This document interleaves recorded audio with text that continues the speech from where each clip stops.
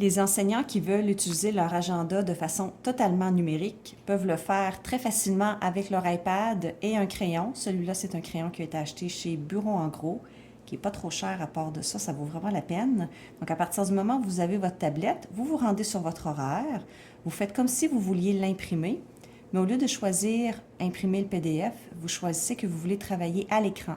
Donc, dans ce cas-ci, on vous génère un calendrier où est-ce que, au lieu de voir juste une page, vous voyez les 2 pages, toujours avec votre note puis la fin de semaine. Donc ça, c'est intéressant parce que vous n'avez pas besoin de manipuler souvent les pages pour pouvoir écrire dedans.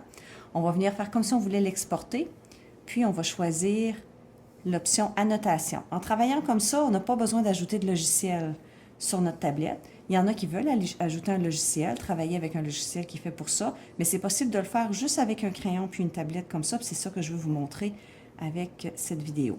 Donc, si je descends avec 2 doigts, je me suis trompée. Je descends avec 2 doigts. Si je me trompe, là, puis je fais une barre comme ça, j'ai juste à venir chercher l'efface, puis je peux effacer la barre. C'est que si je veux descendre et monter, si je vais avec un doigt, j'écris. Si je vais avec 2 doigts, là, je peux me promener dans l'agenda. Donc, disons qu'ici, le 8 septembre, en 402, à ma 2e période, je veux distribuer un roman à mes élèves. Je peux venir l'écrire. Oups, moi, j'aime mieux ce crayon-là. Je l'aime un peu moins. Il fait crayon de cire. J'aime mieux celui-là. Je vais choisir le bleu. Distribuer roman.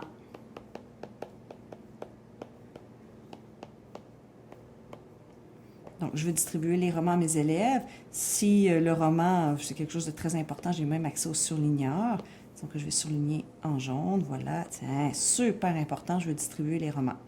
Une fois que ça c'est fait, je peux reprendre ma grosseur normale de mes pages. Ici, j'ai mes vignettes, donc je peux me promener d'une vignette à l'autre. Là, je me suis rendue directement au mois de mars.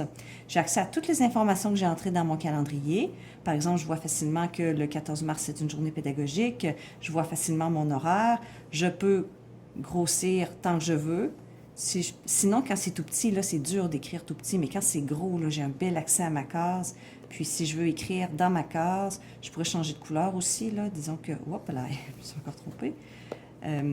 Disons que je veux écrire en 404. Bien là, je serais portée peut-être à venir choisir cette couleur-là. Puis là, ici, si on a un invité, je vais pouvoir écrire que j'ai un invité. On dirait que j'ai écrit gros, mais une fois que je vais le rapetisser, on va voir que j'ai écrit avec une grosseur qui a bien du sens. Donc, le fait de pouvoir zoomer, ça aide beaucoup, beaucoup à travailler. Puis quand je dézoome, j'ai accès à ma page au complet, ce qui est super pratique. Donc, j'ai accès à ma page au complet et ça, c'est pratique. Quand j'ai terminé d'annoter dans mon agenda, je vais venir appuyer sur OK et là, je vais choisir entre supprimer le PDF. Il ne faut surtout pas faire ça si on ne veut pas supprimer notre agenda. Moi, je vais plutôt venir l'enregistrer et je vais choisir un endroit où est-ce que je veux l'enregistrer. C'est là que je vais retourner l'ouvrir la fois d'après pour continuer de le modifier.